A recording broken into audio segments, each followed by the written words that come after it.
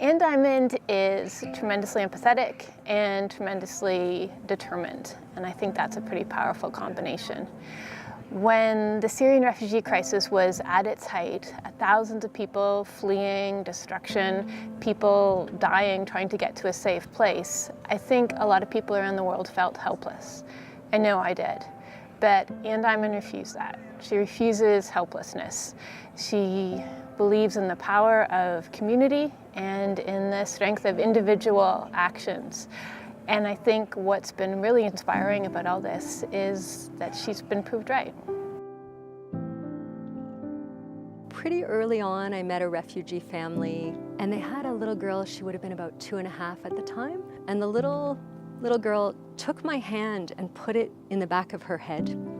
And there was a big kind of dent in the back of her head. And then the parents went and got a dictionary, an English Arabic dictionary, and looked up the word for bullet hole. They had sacrificed everything to get this kid's surgery after a bullet had hit her. And here they are in Canada, and they feel safe here. That is meaningful work. In the fall of 2015, when the body of Alain Kurdi washed up on the Mediterranean, like many other people across the world, I was really affected.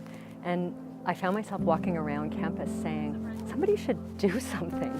And I kept saying to people, we should do something. The university is a community. And at some point, I started to realize that the somebody wasn't out there, that the somebody had to be us and the people that I know. After that, it was like I got on a toboggan and didn't get off.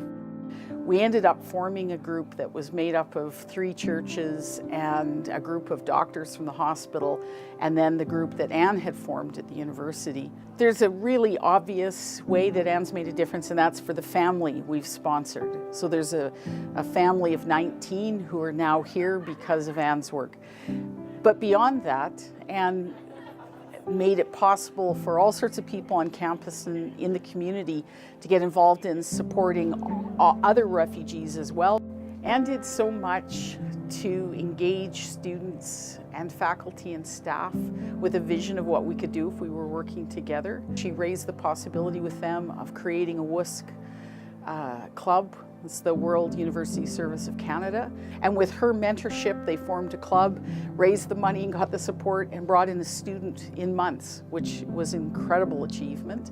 When we started the WUSC group, I was really picturing that it was about helping someone over there, helping this refugee come here.